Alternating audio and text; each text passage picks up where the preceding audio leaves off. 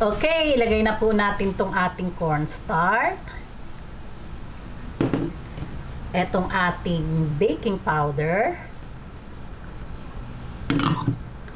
Yan, mix lang po natin. Ngayon, ilagay na po natin tong ating mga vegetable. Ayan. Ganyan, parang maliit ring aking lalagyan.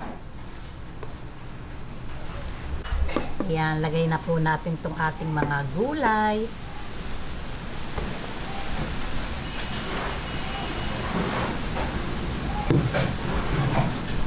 Itong ating pampalasa.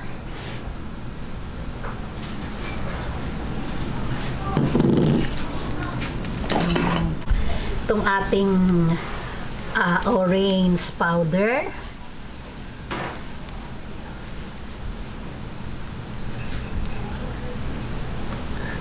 Ayan, at atin lang pong haluin. Hindi na po ako mag-gloves kasi malinis naman po yung aking kamay at maganda pong maghalo talaga pag nakakamay. Ayan. Halu-haluin lang po natin muna bago natin ilagay yung ating malunggay.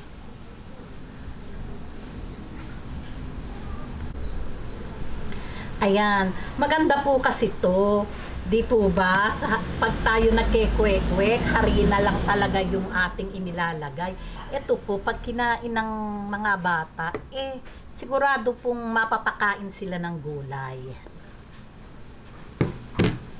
Diba? I-mix po muna natin bago natin bigyan ng water.